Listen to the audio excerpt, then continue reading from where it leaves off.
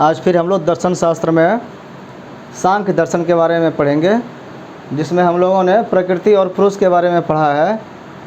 प्रकृति एवं पुरुष जो है दोनों एक दूसरे से अपोजिट है, तो उसमें आपस में संबंध क्या है, कैसे एक दूसरे से संबंधित रहता है, इसी को हम लोग समझने की कोशिश करेंगे।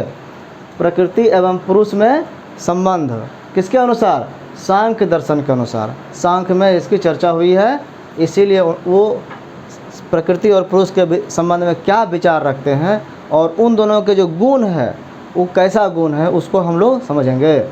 तो सांख्य दर्शन में प्रकृति एवं पुरुष ये दो तत्व है, इस दोनों को परम तत्व माना गया है। परम तत्व मतलब अल्टीमेट रियलिटी, वास्तविक सत्य जो है, जो अंतिम सत्य बोलते हैं ना, वो यही दोनों हैं, प्रकृति और पुरुष। मतलब जो विश्व का निर्माण हुआ, सृष्टि का निर्माण हुआ, तो उसमें यही दोनों प्रमुख रूप से भूमिका निभाए। तो प्रकृति और पुरुष जो है ये परम तत्व है, ऐसा सांख्य दर्शन का कहना है।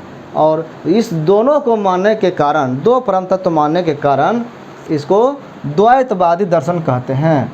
द्वैतवादी मतलब दो तत्व को मानने वाले, द्वैत मतलब दो को मानने वाले, दो तत्व को मानने वाले, ऐसे दर्शन को द्वैतवादी दर्शन कहते हैं, जो सांख्य दर्शन है। दोनों ही तत्व नित्य, असीम एवं अविनाशी है। जो दोनों तत्व है कौन कौन? प्रकृति और पुरुष, ये दोनों तत्व असीम है। दोनों ही तत्व जो है वो असीम है, ठीक है, नित्य है और अविनाशी है। तीन गुण है। नित्य है मतलब हमेशा रहने वाला है, असीम है मतलब इसकी कोई सीमा नहीं है, इसका अंत नहीं है, और असीम का मतलब क्या हुआ? जिसका आदि और अंत का पता नहीं हो, और अविनाशी है जो कभी विनाश नहीं होता हो, जिसका नाश कभी नहीं होता हो। ये दोनों हमेशा रहने वाला चीज़ है, इसीलिए ये परम तत्व है। ऐसा मानना इनका सांख्य दर्शन का विचार है।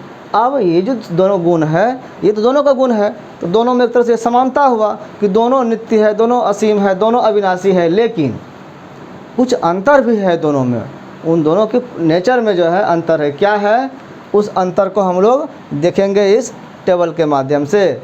और दोनों में जो अंतर है फिर भी कैसे संबंधित है, आपस में कैसे संबंध बनाता है, तो इसको हम लोग देखेंगे।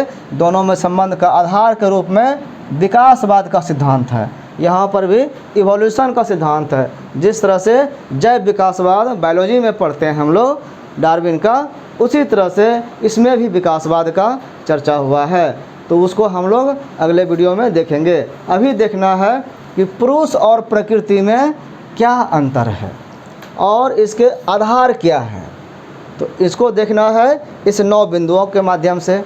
पहला बिंदु है चेतना के आधार पर, कि चेतना किस में है, पुरुष में है कि प्रकृति में है। तो हम देखते हैं कि पुरुष जो है वो चेतन सत्ता है, मतलब पुरुष में चेतना होती है, कॉन्शियसनेस होता है, जबकि प्रकृति में कोई चेतना नहीं होती है, वो अचेतन होता है, ये जड़ होता है, इसी को जड़ भी बोलते हैं। तो ये पुरुष और प्रकृति का पहला गुण हुआ चेतना के आधार पर, ये चेतन और वो अचेतन। दूसरा आधार ज्ञान के आधार पर लेते हैं। ज्ञान का जो एक संबंध बनता है ज्ञाता ज्ञेय का, उसके आधार पर देखते हैं कि पुरुष जो है वो ज्ञाता होता है। ज्ञाता का मतलब इसको ज्ञान का अनुसरण करता, ज्ञान होता है। ज्ञान किसको होता है? तो पुरुष को होता है, इसीलिए ये ज्ञाता है, नोअर है, नो करता है। नो मतलब जानना, जानने वाला कौन है? पुरुष है। और किसको जानता है? जाना क्या जाता है, कौन से वस्तु का ज्ञान होता है? तो जिस वस्तु का ज्ञान होता है वो प्रकृति है, उसको ज्ञेय कहते हैं। जो ज्ञान प्राप्त करता है वो ज्ञाता, और जिसका ज्ञान होता है वो ज्ञेय। मतलब ये सब्जेक्ट, ये ऑब्जेक्ट, इस तरह से हम लोग बोल सकते हैं। तो ये जो ज्ञेय है ये ऑब्जेक्ट ऑफ नॉलेज है, ज्ञान का वस्तु है। ज्ञान किसका? तो इस प्रकृति का। तो ये ज्ञाता और ज्ञेय का अंतर है। जैसे कि हम और ये पेन में अंतर है। हम कौन है? इस पेन का उपभोग करने वाला। हम ज्ञाता है, इसके बारे में जानते हैं, ये नहीं जानता हमको। और चूँकि इसको जानते हैं तो ये गे है, ये प्रकृति है, हम पुरुष हैं। तीसरा है कि सक्रियता के आधार पर कौन सक्रिय होता है, तो पुरुष जो है ये निष्क्रिय माना गया है। इसको निष्क्रिय मतलब सक्रिय जो नहीं है, पैसिव, और प्रकृति को सक्रिय माना गया है, एक्टिव, मतलब ये इनएक्टिव है, वो एक्टिव है। ये दोनों का गुण में अंतर है। संख्या के आधार पर अगर देखें तो पुरुष की संख्या जो है अनेक होती है। क्यों? इसकी संख्या को सिद्ध करने के लिए हम लोग देखेंगे अनेक कैसे है। इनका कहना है कि बहुत सारे जीवों में विविधता होती है, इसीलिए हम लोग पुरुष को अनेक मानते हैं, जबकि प्रकृति एक ही है। संख्या के आधार पर भी विरोध हो गया। उपभोग के आधार पर कौन किसका उपभोग करता है, उसके आधार पर जो है पुरुष को भोक्ता माना गया है, उपभोग करने वाला माना गया है, भोग करने वाला माना गया, एंजॉय करने वाला माना गया है। मतलब जिस तरह से ये ज्ञाता है उसी तरह से ये भोक्ता भी है, एंजॉय भी ये करता है, उसका फ़ायदा उठाता है। और किसका? प्रकृति का। प्रकृति जो है क्या है? वो भोग्या है, वो ऑब्जेक्ट ऑफ एंजॉयमेंट है। किसका उपभोग कर रहे हैं? जैसे कि अभी गर्मी लग रहा है तो पंखा चला दिए, तो पंखा वस्तु है हमारे एंजॉयमेंट के लिए। गाना बजा दिए, गाना बजाने वाला जो आइटम है, मोबाइल हो या जो भी चीज़, वो एंजॉयमेंट का साधन है, वो प्रकृति है। और किसको एंजॉय हो रहा है? जो एंजॉय कर रहा है वो पुरुष हो गया। तो ये अंतर है दोनों में। गुण धर्म के आधार पर अगर देखेंगे तो पुरुष में त्रिगुणातीत होता है, मतलब 3 गुण से अतीत है, कोई गुण नहीं होता। इसका मतलब हो गया कि गुण रहित होता है। ये भी कह सकते हैं कि पुरुष में कोई गुण नहीं होता है। मुख्य गुण क्या क्या है? सत, रज और तम। ये जो सतोगुण, रजोगुण और तमोगुण है, इसका अभाव पाया जाता है किसमें? पुरुष में। जबकि यही तीनों गुण प्रकृति का अंग है।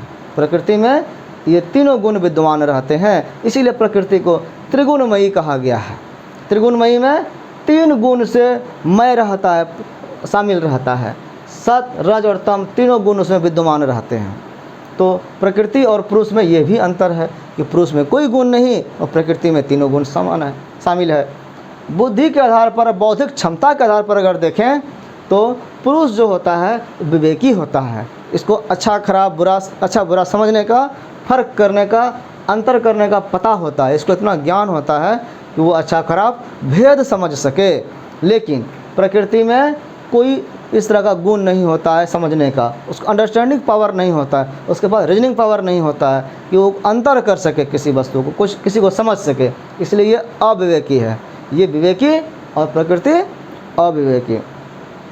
परिणाम अगर देखें किसका किसका कैसा परिणाम होता है, तो ये है अपरिणामी नित्य। ये तो देख लिए कि नित्य होता है प्रकृति और पुरुष दोनों।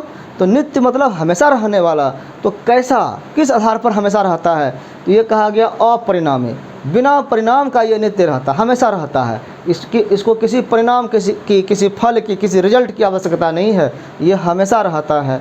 जबकि ये जो है ये परिणामी नित्य है, ये हमेशा रहता है लेकिन किसी न किसी कारण से रहता है, किसी न किसी कोई काउज का ये कार्य होता है, कोई उसका रिजल्ट होता है। तो दोनों के नित्यता में अंतर है। परिवर्तनशीलता के आधार पर अगर देखें तो पुरुष जो है वो चूँकि अपरिणामी है, इसमें कोई परिणाम नहीं होता है। क्यों? क्योंकि वो परिवर्तनशील नहीं होता है, उसमें कोई परिवर्तन नहीं होता है, जैसा है वो वैसा ही रहता है। तो परिणाम किसका रिजल्ट होगा? जबकि प्रकृति जो होता है वो चंचल होता है और परिवर्तनशील होता है, उसमें बदलाव होता है। बदलाव होने के कारण ही वो पहले का बाद वाला परिणाम कहा जाता है।